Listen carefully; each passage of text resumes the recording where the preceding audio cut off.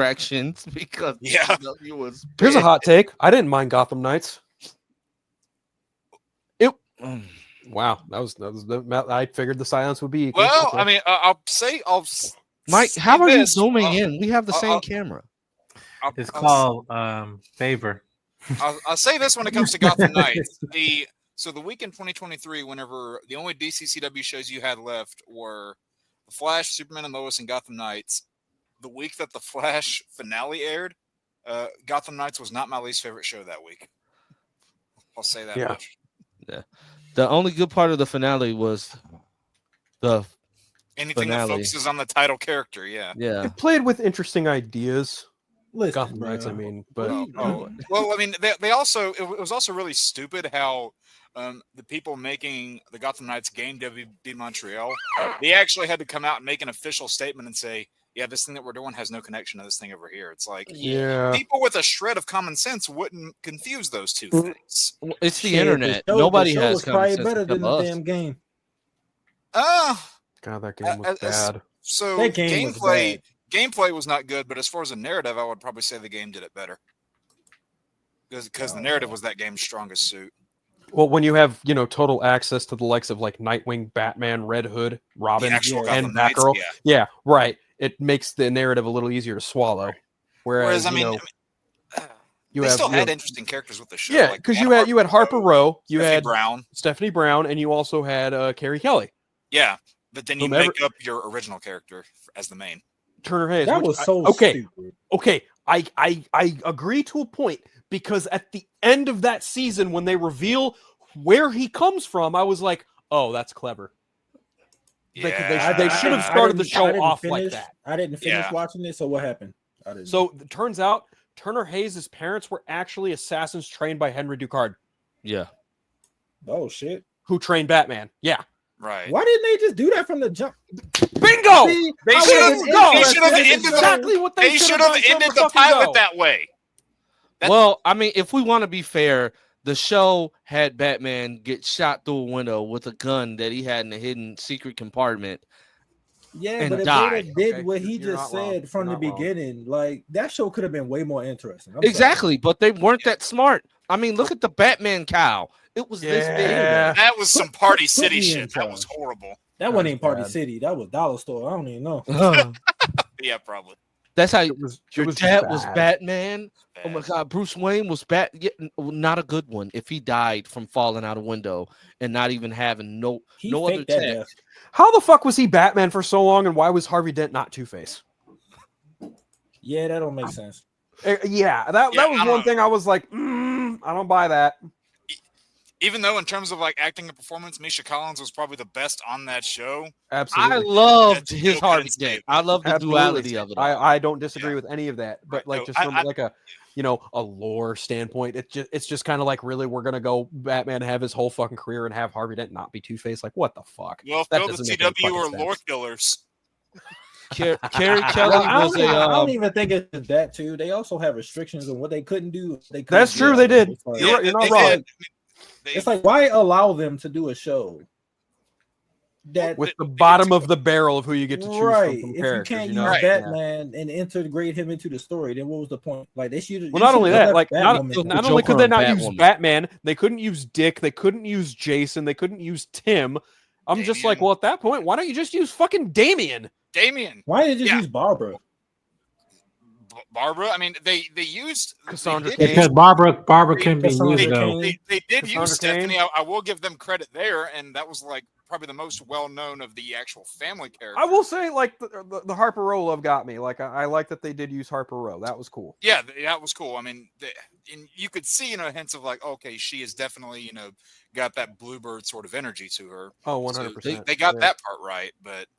Man, I mean, it was just for those couple of years, it was like they were just hating on Batman in all sorts of media because you had two different shows by the same writers in a row, Batwoman and Gotham Knights, who were just pissing on Batman every chance they could Batman for Batwoman, they just say he went missing. And then, right, but like the entire show was essentially Batwoman stepping all over that and saying, "Oh, well, the first season, just the first season, yeah, the first season, all of Kate's run, the first season, They didn't really focus on it after that, And then you get to 2024, you get that god awful Suicide Squad game where they just crap on the characters left and right.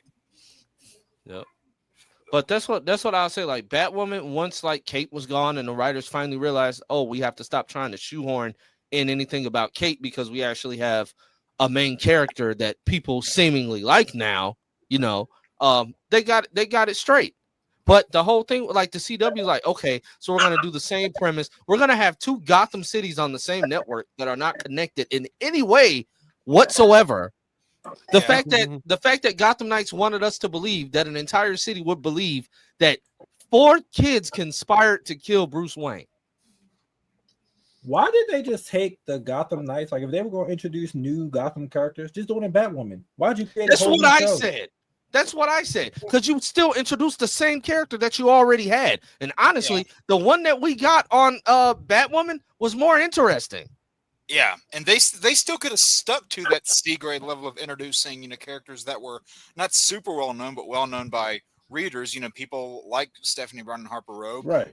I would have liked to see, with the whole connections to Descartes and everything, and like if you would have gotten now that you told me that, I'm so interested now. I'm kind of if you would have gotten some sort of League influence there, that would have been a perfect gateway to introduce Cassandra Cain. Yep. And the League was already around.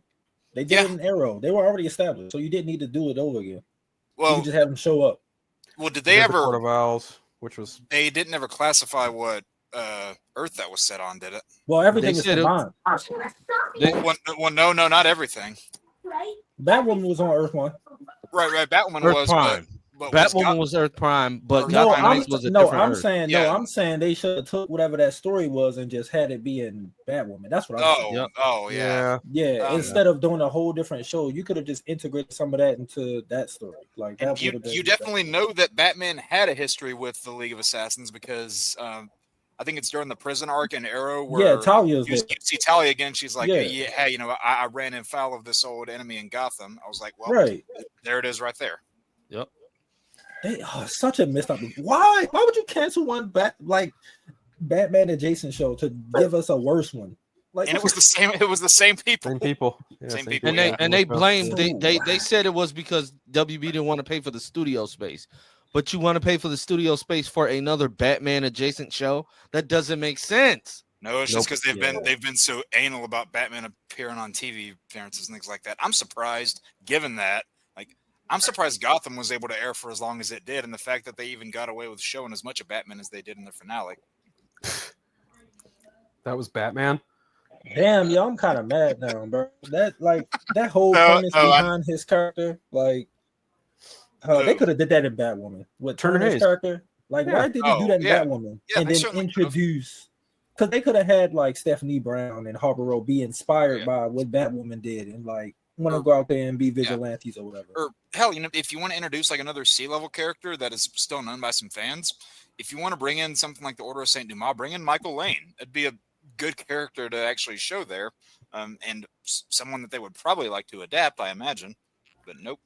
It just sucks that Batwoman got it started getting good, and then they canceled it. It was just it took to the last season. We were literally gonna get Atomic. Wait, wasn't we gonna get Atomic Skull, or who was that they introduced at the end? I forgot at the end. Fuck, I forget. It's the character. It's the Dr. Phosphorus. We were getting Dr. Phosphorus. Yeah, we were getting Dr. Phosphorus at the end of Batwoman, and then they canceled it. And the design, from what we saw, him wearing the cloak, you cancel it. They gave us one of the, honestly, the way that they handled the Joker, the 2.0 villains in Batwoman season 3 was amazing. The way that they handled those villains, I love some of them. I really didn't like them. I really didn't like what they did with Poison Ivy. Where they just had the actual Poison Ivy, they just had. They couldn't use Pamela though. They couldn't use her for a long period of time. Plus, the actress was busy on Grays.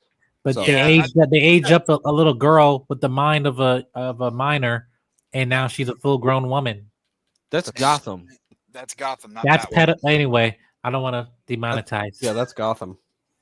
And it was weird on Gotham how she aged up into an adult and then they recasted her again later. I was like, there shouldn't be a second body in that whole transformation, but whatever.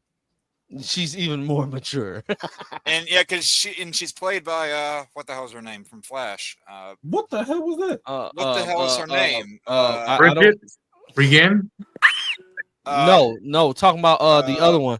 Peyton Golden Reed. Glider. Wait, Golden Glider. ain't it Peyton Reed? No. Is No, it? List. Peyton List. Peyton List. No. Yeah. Is No, it? yes, because there's two Peyton Lists. There's the one in Cobra Kai and there was the one that's in Gotham and the Flash. So there's two Peyton Lists. Oh, sweet. Okay, yeah. But while we're on the topic of horrible CW characters, nice segue. Me and Jake, we've been going back and forth, and this was going to be a separate video, but I thought it would be fun to do with all of you guys, especially Phil, who likes to publicly voice his disdain for things